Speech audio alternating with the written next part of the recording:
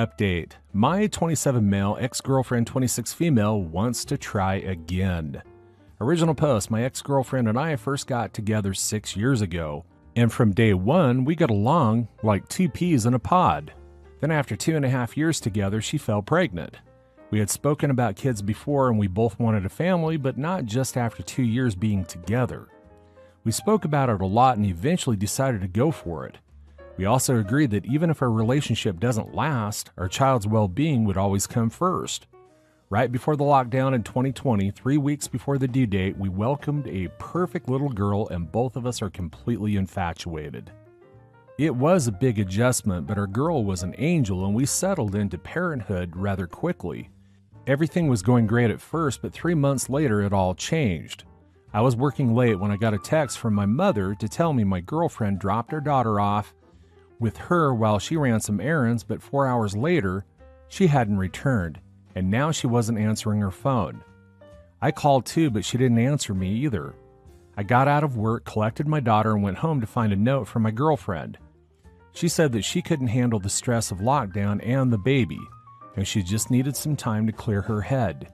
She also said not to call and that we would talk soon, but days turned into weeks with no contact from her or anyone else other than her sister who visited her niece often, but never mentioned my girlfriend. Fast forward 3 years later and my ex-girlfriend is slowly starting to reach out again. It was slow at first, like photos of her girl on Instagram and the odd comment, but that was it until last week. She sent me a text saying that she had seen how well her daughter and I were doing and asking if we could meet up. I was reluctant, but we agreed before our daughter was born that her well-being is what mattered the most, so reluctantly, I agreed to meet up for coffee so that she could see our girl, but I'm having second thoughts. How do I forgive her for walking out on me and, more importantly, on our daughter? Now for the advice before reading the update. Dude, go to the courts and get the child support money, get full custody. What the F have you been waiting for? So instead of talking this through like a mature person, she decided to ghost you and your baby for 3 years. She was absent for 3 years in your daughter's life, which are some of the most critical from a neurological and emotional developmental point of view. She just basically abandoned her child and now wants to sit down and talk like nothing ever happened. She's a trash human being who has zero responsibility for her actions and is completely selfish, only thinking about herself. If you decide to meet up with her, make sure to ask her why she thinks her behavior was acceptable and how she intends to make it right. I don't think I would bring your daughter to this meetup. You and she need to talk about what happened and what's changed so that you can come up with a plan for slowly reintroducing her into your daughter's life while you see whether or not this is going to stick. Then you can worry about whether there's a future for you as a couple or whether you're better off as co-parents. It's natural for you to have second thoughts, and I agree with another commenter that your daughter shouldn't be at your first meeting with her. It's going to be an emotional situation. You're upset, she feels guilty, and your daughter will be confused. Tell her that you need to meet one-on-one first so that she isn't surprised to find you alone. I'm going to suggest that you give her a safe space to talk about what had happened and that you mostly listen with compassion and love. Understand that she has 3 years of building regret and you can't afford to have the situation go sideways. So no matter what, be patient and kind. She has to know that there is a path forward. Also, it would be an excellent idea to speak to a lawyer who specializes in family law, and at a minimum, you are all going to want to talk to a therapist. Now for the updates. Update 1. As agreed, my ex and I met up a few days ago in a local cafe, and I got there early to try to work out what I was going to say to her after 3 years. While I hadn't mentioned it in my original post, I had no intention of bringing our daughter along. My ex had contact numbers of my family members, so she was with a coworker. And when my ex arrived, she was a little disappointed but not at all surprised to see that I was alone. The next few minutes mainly consisted of small talk before we eventually addressed the enormous elephant in the room, where she had been hiding for 3 years of her daughter's life. She admitted that she had suffered a lot of postpartum depression and she couldn't bear to show it in front of her girl. She acknowledged that leaving the way that she did was wrong, but she wanted to be able to focus solely on herself while she got therapy. I asked why it took her 3 years to resurface. She sent a text for our daughter's first birthday, but that was it. And she broke down and admitted that she was so scared of what I thought of her for disappearing. In a way, she was right to be scared because while I could come to terms with being dumped, I was furious because she left our daughter. Throughout our conversation, I could tell that she's grown a lot as a person over the last few years, which is something.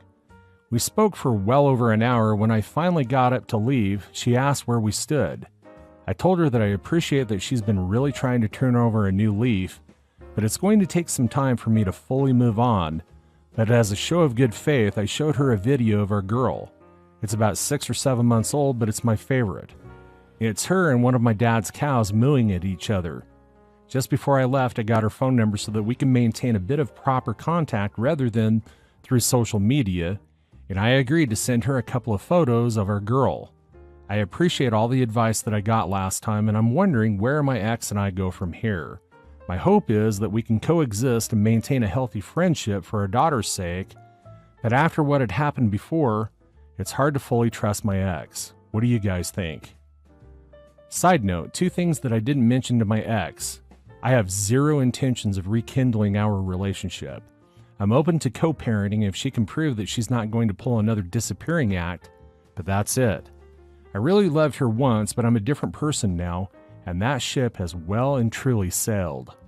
At one point, I considered putting our girl up for adoption. She was about 9 months at the time. I was mentally and emotionally drained. Work was stressing me out, and coming home to my daughter just didn't give me any joy as much as I love her. I looked at her in her cot. She looked back at me, and the look in her little face, a cute little smile and her blue eyes shining like I was her whole world. It told me that things would get better, so I canceled the adoption and never looked back. Update 2. It's been a few weeks, so I thought I'd give another update regarding progress with my ex. First off, thanks to everyone for the advice and support. It's been such a huge help. So down to business. Per my ex's request, I accompanied her to a session with her therapist, and she reassured me that she and my ex have made good progress, but she still has some issues to work through. Specifically, her relationship with her parents. She told me that they had separated and her mother had a temper, but I didn't know how bad it really was. After the session, my ex left, and I hung on for a minute to ask her therapist for her opinion regarding introducing my daughter to my ex.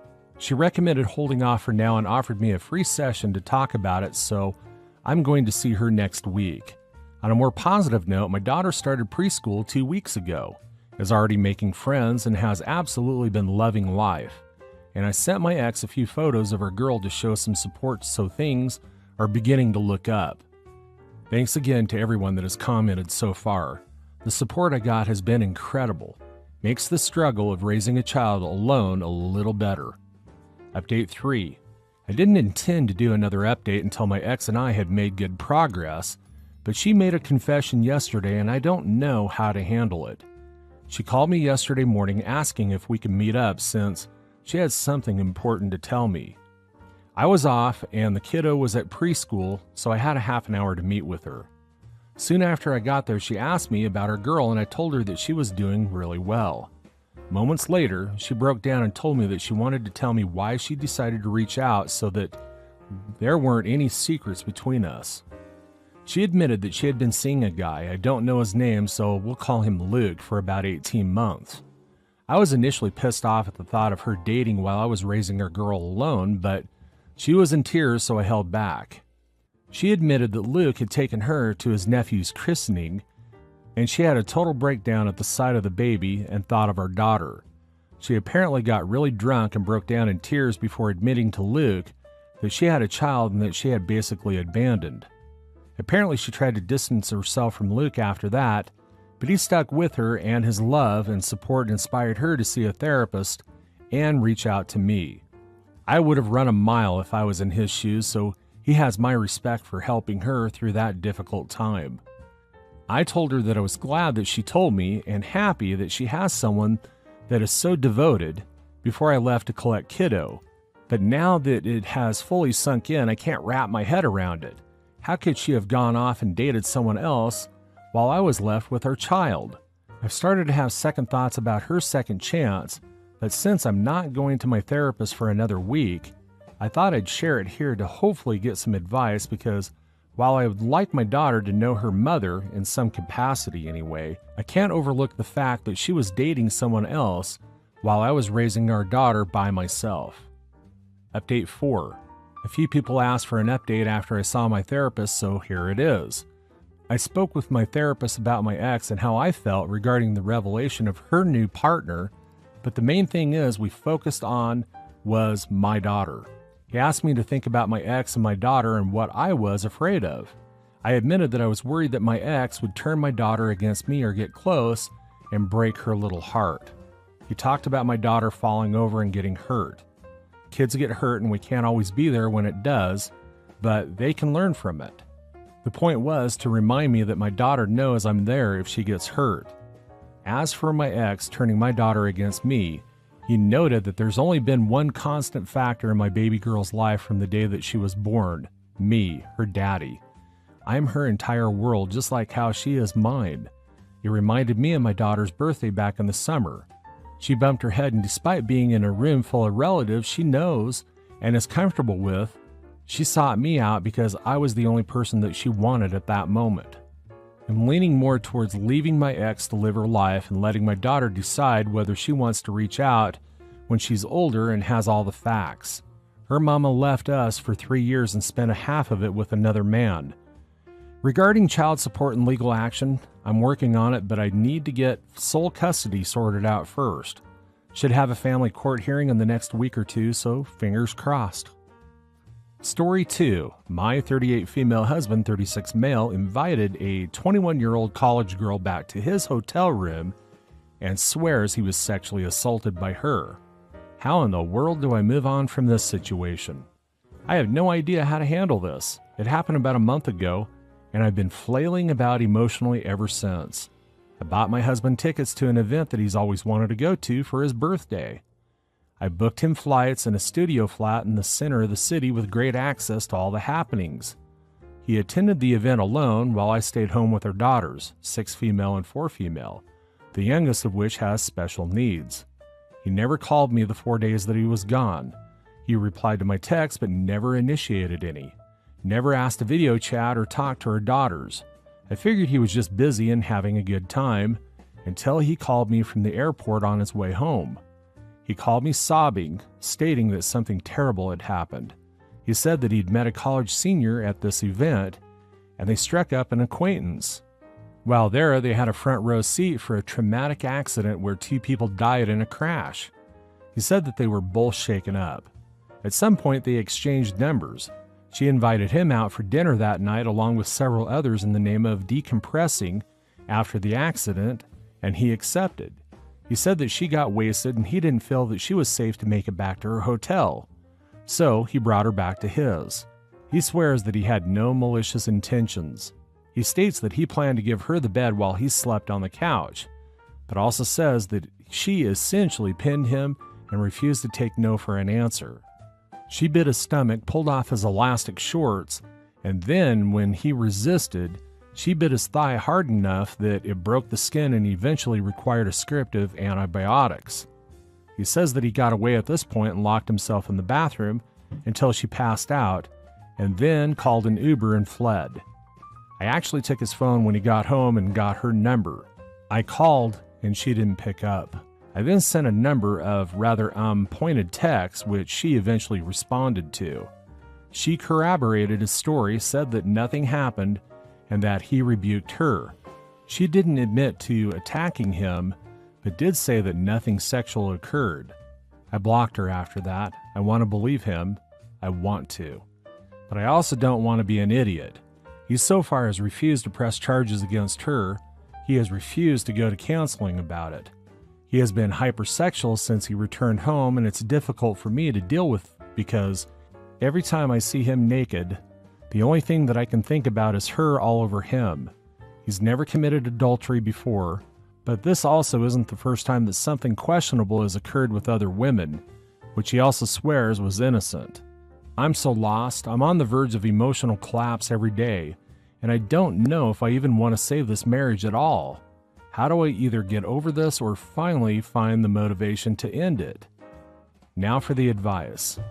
So he saw an accident where 2 people died and didn't call you, his wife. Instead, he exchanged numbers with the girl he was with at the time and put himself in a position for her to get drunk and take her back to his room? Nah. If this happened to my husband, I would be his first call after the cops. What the F? Update me. LOL, that really puts it in perspective. Oh, I saw something traumatic, so let me hit it off with a 21-year-old girl, go to dinner, get drunk with her, and bring her back to my hotel, all the while completely ignoring my wife for 4 days? What was his explanation as to why he didn't call you for 4 days and never initiated any texts either? He didn't care about you or his daughters? That's as suspicious as all the rest of his story. At the very least, his judgment is very bad, and he can't be trusted on his own. At worst, he's a liar and a cheat. It's obviously a huge lie, but any proof of this car accident? Police report? Is there a bite mark on his leg or a prescription for those antibiotics? The world is big and weird. Maybe he did have a screwed up weekend. There's ways he can defend his outrageously tall tale. Story 3. My 23 female sister-in-law to be, 32 female, is sabotaging my wedding. So coincidentally, my sister-in-law to be is also an event planner, which only adds steroids to this situation. So we've been engaged for almost a year. We've only really been planning the wedding for about 6 months, but we've talked and discussed what we wanted. First, she hijacked the entertainment. We wanted a DJ, but she went ahead and booked a band. It's a local band that's apparently hard to book.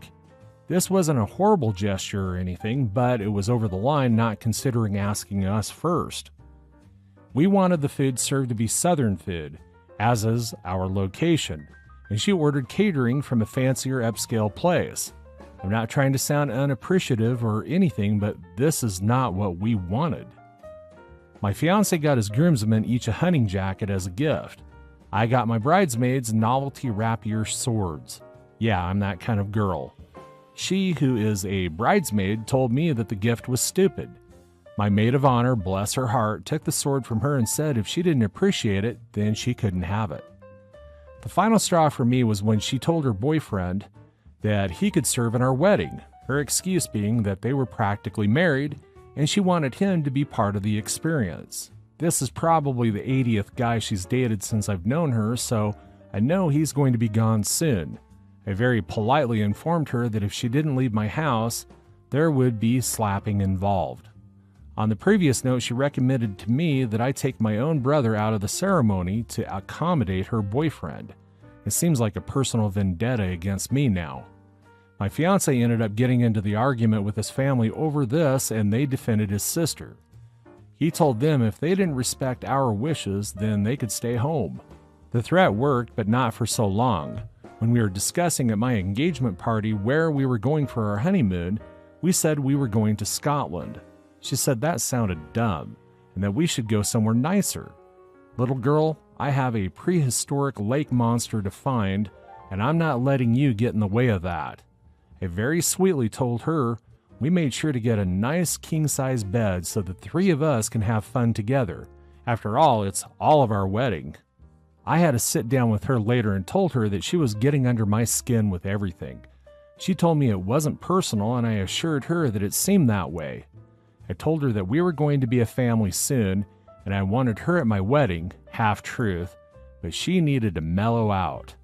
She left without saying much, but she made a group chat today with everybody in the wedding party in it, assigning everybody specific tasks based off of their strengths and weaknesses. What should I do about her? She's taking the fun out of my wedding, and common sense won't stick with her for more than a few hours. How should I handle this? That's all for today. If you're enjoying this story, please like the video and share your thoughts in the comments section down below. Thank you.